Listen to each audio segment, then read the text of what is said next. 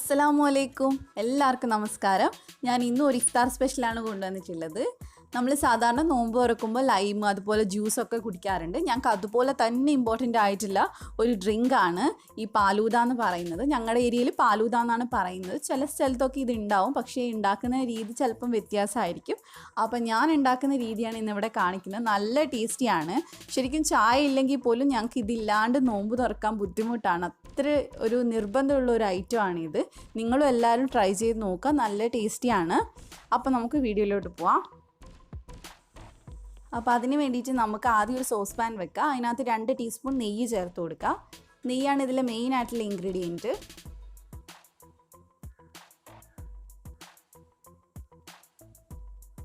ഇനി ഇതിനകത്തോട്ട് അണ്ടിപ്പരിപ്പ് മുന്തിരിയിട്ട് നമുക്കൊന്ന് ഫ്രൈ ചെയ്തെടുക്കുക. അതിൻ്റെ എണ്ണമൊക്കെ നിങ്ങളുടെ ഇഷ്ടത്തിനനുസരിച്ച് ചേർക്കുക. ഞാൻ ഒരു 5-6 അണ്ടിപ്പരിപ്പ് എടുത്തിട്ടുണ്ട്. അതുപോലെ തന്നെ ഒരു 5-8 മുന്തിരി എടുത്തിട്ടുണ്ട്. അതൊന്ന് ഫ്രൈ ചെയ്തെടുക്കുക. അത് അതിനകത്തുനിന്ന് മാറ്റിയതിന് ശേഷം നമുക്ക് ഇതിനകത്തോട്ട് 1 ടേബിൾ സ്പൂൺ വലിയുള്ളി ചെറുതായിട്ട് അരിഞ്ഞത് ചേർത്ത് കൊടുക്കുക. വലിയുള്ളി ഇല്ല, ചെറിയുള്ളി ആണെങ്കിലും കുഴപ്പമൊന്നുമില്ല. 1 ടേബിൾ സ്പൂണിൻ്റെ അടുത്ത് ചേർക്കാൻ നോക്കുക. ചെറുതായിട്ട് അരിഞ്ഞത് ചേർക്കണം. എന്നിട്ട് അത് ബ്രൗൺ കളർ ആവുന്നത് വരെ ഒന്ന് ഫ്രൈ ചെയ്തെടുക്കുക. അപ്പോൾ ഇത് ബ്രൗൺ ആയി തുടങ്ങിയിട്ടുണ്ട്. ഇനി ഇതിനകത്തോട്ട് നമുക്ക് പാൽ ഒഴിച്ചു കൊടുക്കുക. 1/2 ലിറ്റർ പാലാണ് ഞാനിവിടെ എടുത്തിട്ടുള്ളത്. 1/2 ലിറ്റർ പാലിൽ നമുക്ക് 1 ഗ്ലാസ് വെള്ളവും കൂടെ ചേർത്ത് കൊടുക്കുക. അതിനുശേഷം ഞാൻ അതിനകത്തോട്ട് 3 ഏലക്ക ഒന്ന് ചതച്ചിട്ട് ചേർക്കുന്നുണ്ട്. അതുപോലെ ഒരു ഗ്രാമ്പൂ, ഒരു ചെറിയ കഷ്ണം പട്ട, ഇത്രയും ചേർത്തിട്ടുണ്ട്. ഇനി പഞ്ചസാര ചേർത്ത് കൊടുക്കുക. ഞാൻ അവിടെ 4 ടേബിൾ സ്പൂൺ പഞ്ചസാരയാണ് ചേർത്തിട്ടുള്ളത്. നിങ്ങൾക്ക് മധുരം എത്രയാണ് വേണ്ടതെന്ന് വെച്ചാൽ ഒന്ന് ടേസ്റ്റ് ചെയ്ത് നോക്കിയിട്ട് ചേർത്ത് കൊടുക്കുക. നന്നായിട്ടൊന്ന് മിക്സ് ചെയ്തെടുക്കുക. ഇത് നന്നായി ഒന്ന് ചൂടായി വരുന്നുണ്ട്. അപ്പോഴേക്ക് നമുക്ക് ഒരു മൈദയുടെ ഒരു മിക്സ് ഉണ്ടാക്കണം. ഞാനിവിടെ ഒരു ബൗൾ എടുക്കുന്നുണ്ട്. അതിനകത്തോട്ട് 2 ടേബിൾ സ്പൂൺ മൈദ ചേർക്കുന്നുണ്ട്.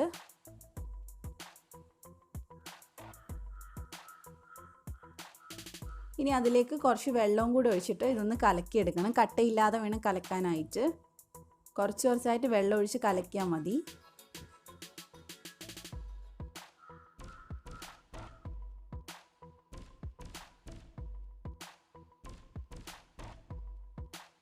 അപ്പോൾ ഇതിവിടെ റെഡി ആയിട്ടുണ്ട്. നമുക്കിനി ഇത് ഈ പാലിനകത്തോട്ട് ഒഴിച്ചു കൊടുക്കുക. നന്നായിട്ടൊന്ന് മിക്സ് ചെയ്തെടുക്കുക.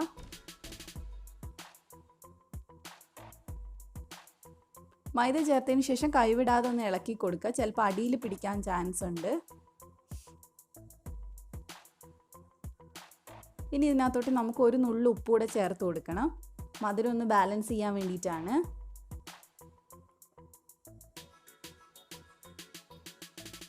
മൈദ ചേർത്തതിന് ശേഷം ഒരു 2 മിനിറ്റൊക്കെ മതിയാവും ഇത് റെഡി ആയിട്ട് കിട്ടാനായിട്ട്. ഒരുപാട് തിക്കാവേണ്ട ആവശ്യമില്ല. ചെറുതായിട്ട് അതിൻ്റെ ആ ഒരു വെള്ളത്തിൻ്റെ ആ ഒരു ടെക്സ്ചർ ഒന്ന് മാറിയിട്ട് ചെറുതായിട്ടൊന്ന് കുറുകിയാൽ മതി. അല്ലാതെ ഒരുപാട് വേണ്ട. ഇതിപ്പോൾ ഏകദേശം കുറുകി തുടങ്ങിയിട്ടുണ്ട്. ഇനി നമുക്കിതൊന്ന് ജസ്റ്റ് തിളപ്പിക്കാം. ഇതിപ്പോൾ ഇവിടെ തിളച്ച് വന്നിട്ടുണ്ട്. ഇപ്പം തന്നെ ഇതിവിടെ റെഡി ആയിട്ടുണ്ട്. ഒരുപാട് തിക്കാവണ്ട. ഒരുപാട് തിക്കായി കഴിഞ്ഞാൽ കുടിക്കാൻ വലിയ ടേസ്റ്റ് ഉണ്ടാവില്ല. ഇത്രയും തിക്നെസ്സേ വേണ്ടുള്ളൂ. ചൂടാകുമ്പോൾ കുറച്ചും കൂടെ ഒന്ന് തിക്കാവും. ഇനി നമുക്ക് തീ ഓഫ് ചെയ്തിട്ട് ഇതിനകത്തോട്ട് അണ്ടിപ്പരിപ്പ് മുന്തിരി ഒന്ന് ചേർത്ത് കൊടുക്കുക.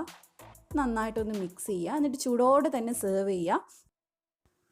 നോമ്പ് തുറക്കുന്ന സമയത്ത് ഇത് കുടിച്ചു കഴിഞ്ഞാൽ ഒരു പ്രത്യേക ആശ്വാസമാണ് നമുക്ക്.